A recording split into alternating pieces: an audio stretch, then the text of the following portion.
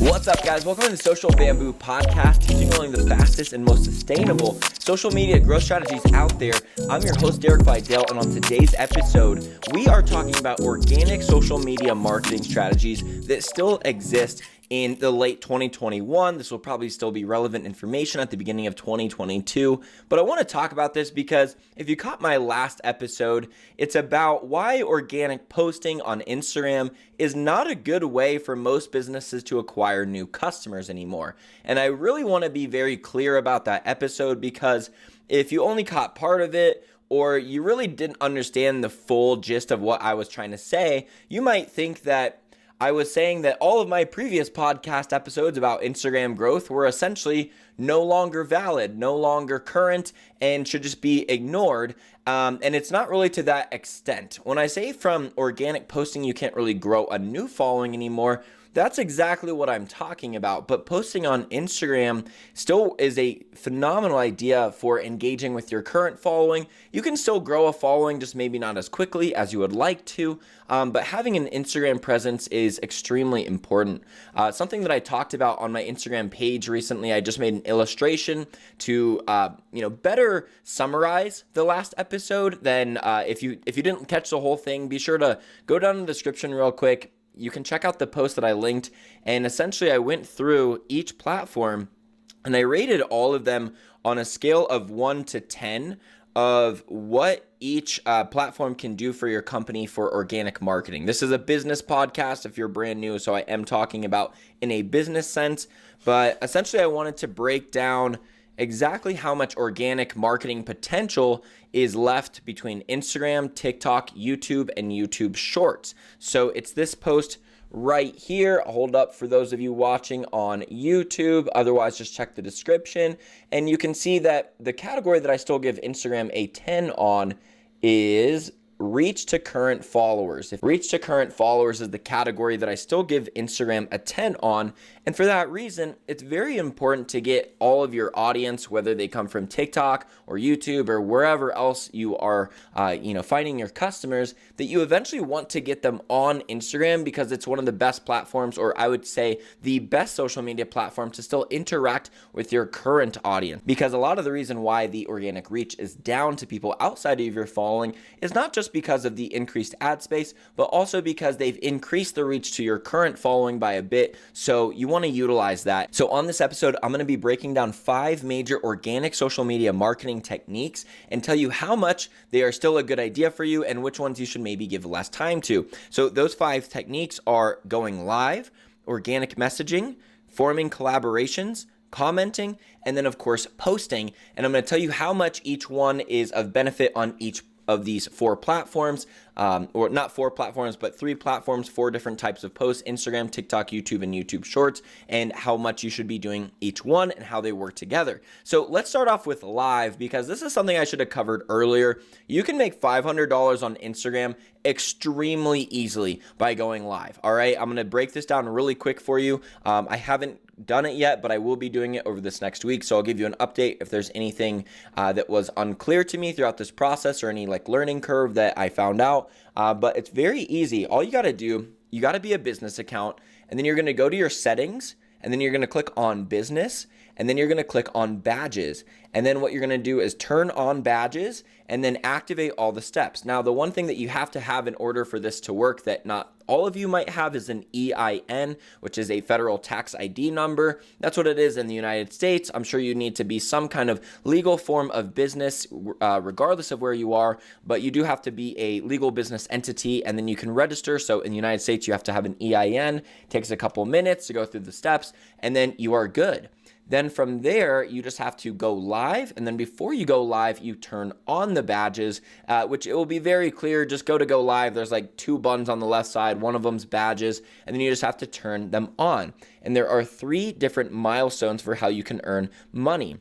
So the first one is really simple. If you activate the badges and then you go live for 15 minutes within the first 7 days of activating the badges, you'll instantly get $100. Then milestone number 2 is $150, and you go live with another account for at least 30 minutes. So it looks like you do have to be on at one time for 30 minutes. It can't be spread out, but you got to find another account who also has badges activated, so they have to be another business account, and then go live for over 30 minutes, and you get $150. You do have to just do these in order. So in order to unlock milestone 2, you do have to complete milestone 1. I'll probably do milestone 1 tonight just because it's so easy. Just go live for 15 minutes and just see what happens, even if I just chill there and like 2 people show up. But then third milestone is $250, and you got to go live with badges for at least 15 minutes once per week. Now, the details on that is you have to do it for 4 consecutive weeks in a row. So after you've unlocked milestone 1 and 2,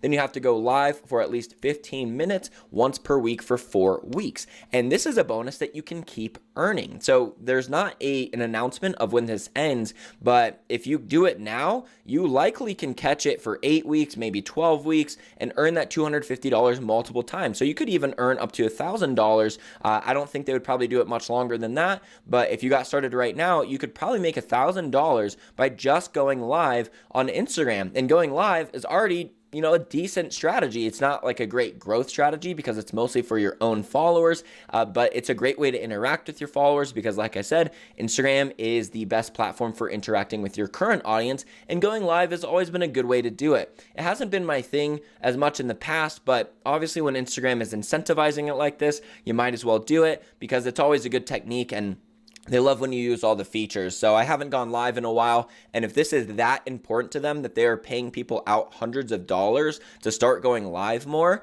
then you want to listen to Instagram, because wherever they're telling you they want people to go, they're going to design the platform in order for it to be beneficial.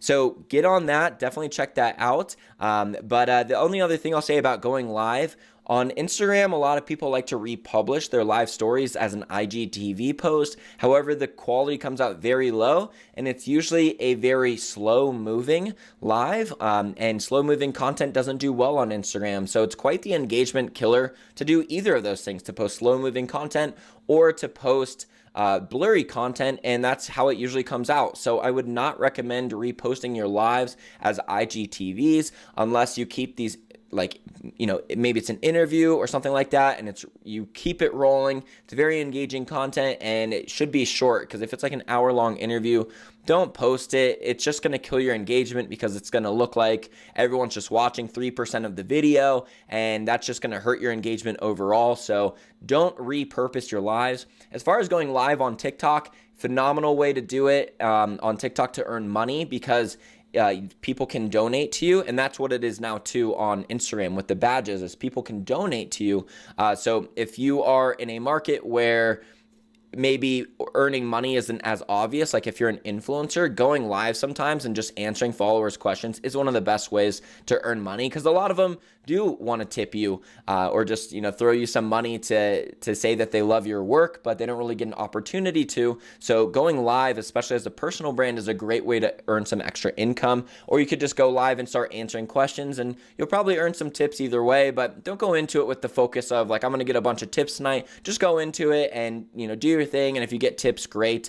So going live on TikTok is awesome. Going live on YouTube is, again, it's going to be mostly for your current followers. You do have the option to repost your lives as well, and it's kind of the same deal. A lot of times the quality isn't as good, so make sure that it is fast-paced moving content, the quality is good. Otherwise, I probably wouldn't post it on your YouTube. I would just get rid of it after, because I have heard it can be quite the engagement killer if you just have a very low watch time percentage on your YouTube videos. It probably affects your YouTube even more than a low watch time percentage does on Instagram. So just be careful, have the same qualifications for this content as if it wasn't live before deciding to repost your lives or not. The second thing we're going to go over is organic posting. So I'm going to go into this sooner, even though this is probably the main topic we need to cover, and I'd usually leave it fifth. For those of you that don't complete the episode, we got to get into the most important stuff a little bit sooner. So, and complete the episode, guys. The other 3 categories are all very important to keep in mind. But as far as posting goes, organic reach is really down on Instagram. Reels is really where all of the organic reach is, but even Reels is definitely down quite a bit in the last few few months. And it has nothing to do with Instagram's algorithm, but it has everything to do with everyone and their mom is posting Reels now. So pretty much every content creator has been told you have to be posting Reels for months. And at this point, pretty much all of them have figured it out. And a lot of them have just gotten in a groove and they're cranking them out. And that's awesome, and I still recommend doing it. You're probably going to still get much better organic reach from Reels than you would from other types of posts because there is no ad space in Reels. Once ad space comes into Reels, then we should see that fall off a little bit. And there's another thing happening too, is that Instagram is going to start paying you for the views that you get on Reels. So just like on TikTok, the Creator Fund, where you literally just get paid money for views that you get. It's not a ton of money, but I've earned like $120 from TikTok, so that's cool. But the thing that's going to do is it's going to make content creators just blitz content. And it's just going to make things a little bit more competitive overall. So I'm not super happy about it from an organic reach standpoint, but I think everyone is just going to be blitzing Reels like crazy when they learn that they can earn money from them for getting views. And right now, people are already making a ton of them. But once that gets incorporated, a lot of people should be doing it. So you always have two options when it comes into that, right? You pivot away from it because it's just oversaturated, or you embrace it and you do your best and you just become, awesome at Reels, and you say, I'm just going to crush this if they're going to pay money for Reels. So just know that that's about to happen. As far as organic reach on TikTok, it's not what it used to be, but you can still go viral easier on TikTok than you can on Instagram. However, your views will be a lot more inconsistent on TikTok. I look at a lot of accounts and it seems like a lot of people get like either 200 or to 500 views on their post, or they get like 50,000. It's like a really big stretch. And posting to your own following on TikTok is actually really hard to get in touch with them. I actually rank them a 3 out of 10 for getting in touch with your current followers, because most people do spend their time on the For You page and not going through their following, at least at this point of maturity on the app. Maybe that will change later when a lot of people are following, a ton of people, and their feed really should just be who they're following. And that's kind of what it is on Instagram. They know that you love the people you follow by now because we've been, weeding in and out of who we're following for like 10 years now, that they know if they just show us, who we follow, it's probably going to go over pretty well. TikTok's not really at that point. So it's hard if you want to do a post and get like the majority of your followers to see it. It's really difficult. I have like 17,600 followers and almost all my posts get 200 views, or they get like 7 million. I've had like 2 posts get over 5 million views now, and they're like the dumbest posts too. But you can still go viral on there. It's not quite what it used to be, but it still is great. The other place that I rank 10 out of 10 right now for organic reach would be posting a YouTube short. So here's an awesome opportunity for a lot of people that I think is quickly fading. But what I mean by quickly fading is you still have like 3 to 6 months to act on this, and it still probably work really, really well for you. So listen to me very closely here, because this is something I need to do as well. If you can go and create YouTube shorts around the most common searches in your market, like for me, it would be like, how many hashtags should you use? Like if I could just answer all those basic questions with YouTube shorts, which I've put out a decent amount of them by now, if you can get those to start trending, the thing with YouTube Shorts is it's push and pull marketing in one. And what I mean by that is Instagram and TikTok are push marketing. You're just putting content out there. It doesn't start with a search. Pull marketing starts with a search. It's either Google SEO or YouTube, essentially, where they say how to do this, and then they find you. So with the YouTube Shorts, they can find you either way. They can be in the YouTube short section on their phone as if they're in the Reels section and just scrolling and run into you that way.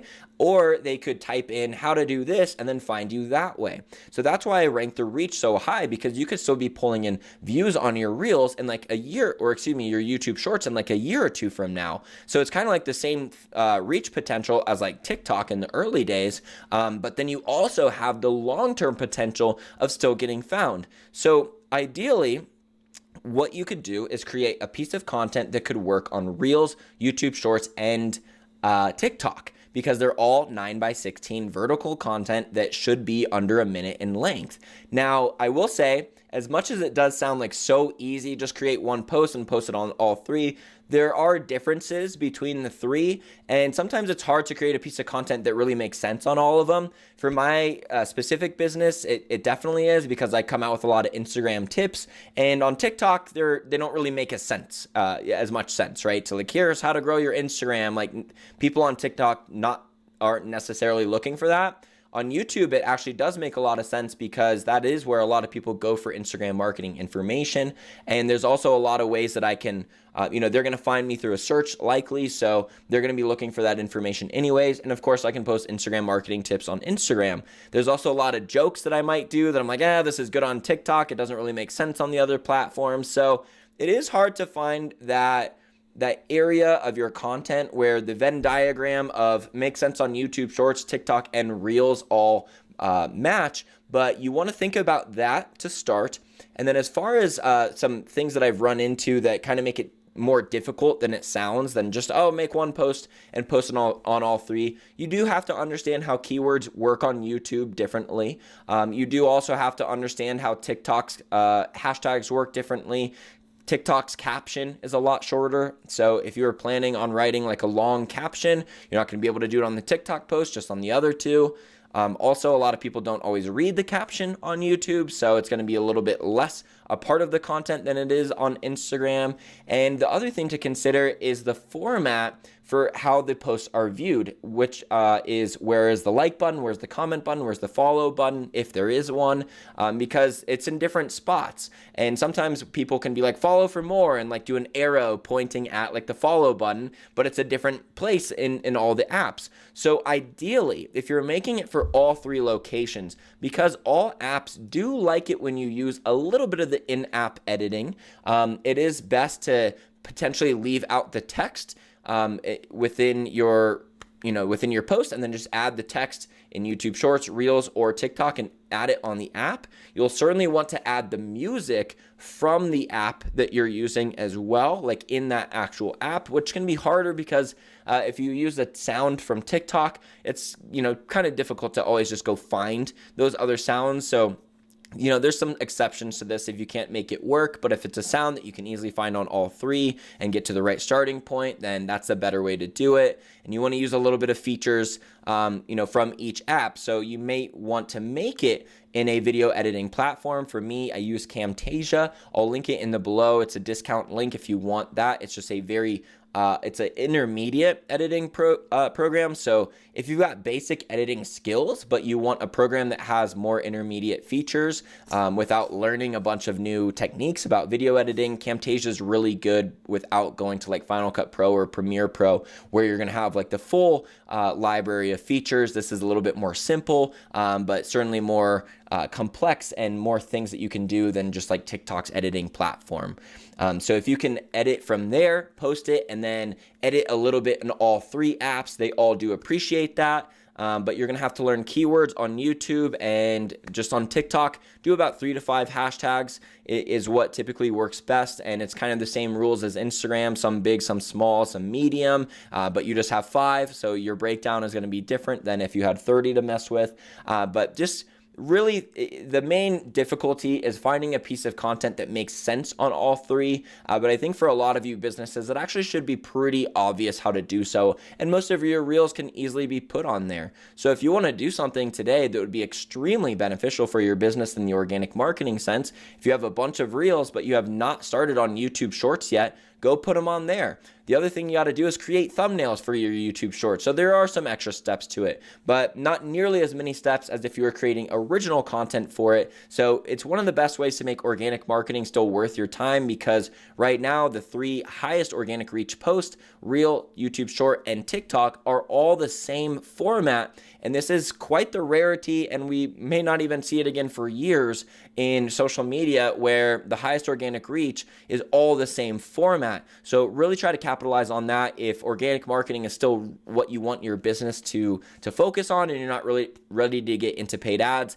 this is going to be one of the best ways to do it, is multi-purposing the content across the 3 platforms. So good luck with that, and DM me how it goes, or if there's any other things that you wish you would have known beforehand, let me know and I can get that out on a future episode. The third thing we're going to talk about is commenting. And this is something that has gotten a lot more relevant on Instagram for growth. And the reason why is not because it's better than it was in the past. It's because it was the same. It's the same as it always has been. Leaving a comment on people in your market, like the big accounts, and hopefully you get a lot of exposure because you can become a top comment, or you're commenting directly on your ideal followers' post, right? There's 2 ways that you can do it. You can comment directly on the person that you want to follow you, or you can comment on a big account in your market, and then hopefully everyone that is going into the comments will see that. And that usually is a way to gain a following faster. It just might be harder to get that top comment spot. But basically what you do is you follow the major accounts in your market that you know that their followers are exactly who you're looking for. You turn on their post notifications so that you can comment right away. And ideally, you're trying to get them to like your post, like your comment, because if the creator likes your comment, it's going to probably put it at the top. If they pin it, even better. But you just want to say something insightful, funny, and we're just trying to get your name in front of a bunch of people who are good potential followers. Now, in order for it to work, your name does have to be optimized. And like my name, Derek Vidal, by itself probably doesn't do nearly as well as if I was like marketing Derek or something like that, right? Or Instagram Derek. If it was more obvious what my account was, it would probably lead to more profile visits. And you also want a fully optimized profile picture. So it has to be very professional, really. Like you want to look like a credibility factor. Like if you're a coach or a personal brand, you want to look very credible. If you're an e-commerce company, then yeah, your logo is probably fine. And if you're verified, commenting works 10 times better. 1, because people are just more likely to click on it, and 2, you're way more likely to be top comment when you're a blue check mark. It just makes things a lot easier. So it's easier said than done to get verified. But if you are verified, commenting is one of the best things that you can be doing to grow your account, really. There's like brands like Slim Jim or like Budweiser that just come on like the older official accounts or like a bunch of the college frat pages and just kind of leave funny comments, and they grow huge followings by doing so. So it's not as applicable to every business, but the reason why commenting is better now than what it was before is not because it's any better of a technique. It's because posting isn't nearly as effective. So in the past, I kind of strayed away from don't do the $1.80 or commenting strategies, just because compared to creating a post, it's not nearly as much worth your time for gaining a following. Now, I would say leaving comments for an hour will probably gain you a bigger following than creating a post for an hour, or they're at least comparable. And there's a very high upside with the commenting if you can actually become a top comment. So it is more prevalent than in the past. And you can even do it on TikTok, or you can do it on YouTube. Just find YouTube videos that are right in line with what your ideal clients would be watching, and then try to become one of the top comments and just get all that extra search traffic. But again, if it's not working, then change your profile picture. Consider changing your name as well, because you can only get followers if you get profile visits first, and all they're looking at is your comment, your name, and your profile picture. So if you're not getting a bunch of profile visits from your comments, be sure to fix that first. Let's go into the fourth thing, which would be collaborations. All right. Collaborations are seemingly where my mind would go because organic reach is down. Well, let me just utilize the followings of other people. Let me find some people who have a following like mine, and they're looking for a following like mine, and we'll shout each other out or do some kind of collaboration. Now, it's such a beautiful sounding thing, but as a lot of you have probably found out, when you try to form collaborations, it's difficult to find people who are going to hold up to their end of the deal at all, or even hold up to their end of the deal to the level that you did it. I don't think I've collaborated with a single person yet that I felt like they got that I got more benefit than they did. And part of that reason is because like I rarely let that happen. I always over deliver on my end because I'm looking for long-term collaboration partners. I'm looking to show them this is how much I'm going to promote you if we're really going to do this. So you're going to have to give me the same effort. And it's very, very rare. I even have a lot of people come on my podcast. Basically, the only way that you're getting interviewed on my podcast nowadays is if you also have a podcast that I can come on, or I want your information that bad that I directly outreach to you. But there's so many people that try to get on my podcast, and I just get like daily inquiries at this point. So people that have a podcast, I do swaps with. However, I've had some people that I have on my show, I publish the episode, I go on their show, and they never even publish the episode. Maybe they're just taking months to put it out, but some of them give up, or like, who knows? They just don't even publish it. And it's just super lame. There's people that will, back in the day, would say, hey, I have this big of an email list. If you let me come on your podcast, I'll email the whole list. And I don't even think a single one did it. And it's just because why would they want to spend their time marketing to their list for someone else's business? And once I've already delivered my part, it's just so easy for them to just not deliver their part because they really don't want to do it, right? But I don't want to deliver my part either. I'm not trying to introduce you to a bunch of people because then I'm potentially sending you off onto following other people, buying other people's courses, or just being distracted from my podcast, right? Even if I recommend you to like an auto podcast that's all about cars, it still could potentially take away from you listening to mine. So collaborating with people does essentially introduce your best clients to other people. And usually those other people are competitors, right? Like, who would be the best people for me to collaborate with? It would be other social media marketers. However, they also sell similar things. So I do try to find people who have different offers than me. Like for me, I might collaborate with like people like Ben Levitt, who is more of a DFY agency kind of person, versus I more sell courses and done with you coaching. So there's not as much overlap there, but it still is another path that people could take. So, there's just so few people have upheld to their end of the deal. I would love to even just name them.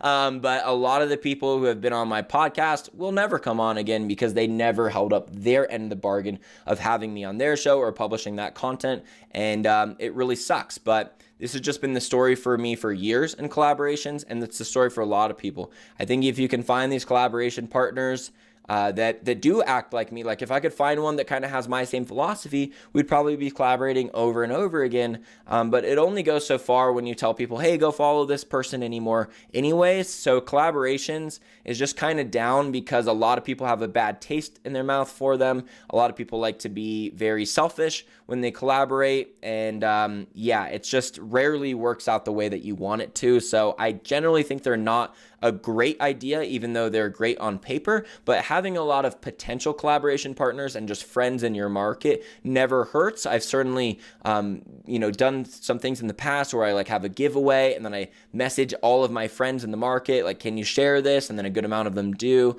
So you can certainly capitalize on it at times, but a lot of those relationships, I still had to put out more on my end than they did on their end. I was like, I'll do shout out for shout out where you have 3,000 followers and I have 45,000 deal. And they're like, yeah, no problem, right? Like the only way I was able to make those deals happen is because I was such a big account that anyone below you is usually really easy to collaborate with. But people on the same level or a little bit ahead of you, it's just really hard to make deals happen. So collaborations, you kind of have probably your own opinion on them nowadays, but they're not nearly as effective as a lot of people preach them to be.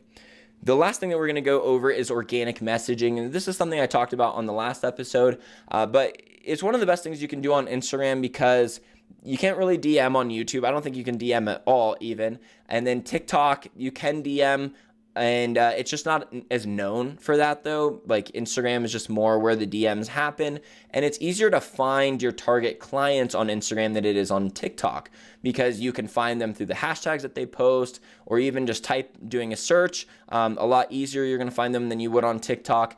So you're going to find your ideal clients a lot easier, and then you can create messaging and introduce yourself. You can do it for the sake of hopefully gaining new followers, maybe for booking a consultation call with them. Not every industry is going to benefit from organic messaging as much as other ones, but even if you're like an e-commerce brand that sells like cheaper products and you just send out basic messages to people that are in your market, just kind of introducing yourself, it also is a great way to slowly build. So it can be very time intensive. There are a lot of automation software to do it, and I usually do recommend against those, even though there's plenty that usually can get around it. They really optimize them and change them over time to fit Instagram's criteria, but I still just don't mess with stuff like that. There are people that you can pay to organic message for you as well.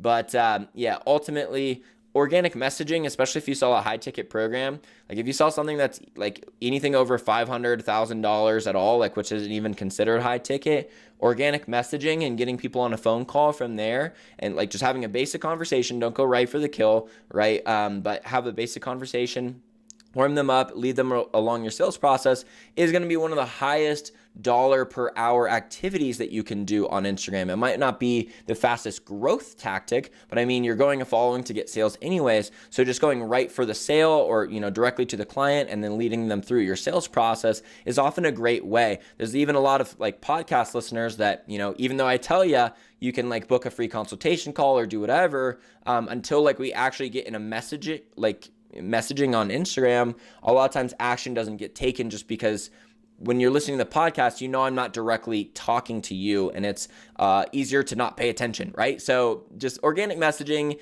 it breaks the barrier that a lot of other online marketing tactics don't, which is just building rapport, and that's always a great way to do it. So definitely do a lot of organic messaging, especially with your current followers on Instagram to keep that engagement high, because I think once that Reels get their ad space and then Reels starts paying out money, it's just going to get even more competitive over there. So do as many things as you can along the way on Instagram to protect your engagement, and one of the best ways to do that is encouraging DMs with your current following, or being the one active and DMing them and just even offering help. You don't need to message them about a sales process. Just get some conversation going and see where it goes. It's going to be one of the better marketing things that you can do nowadays.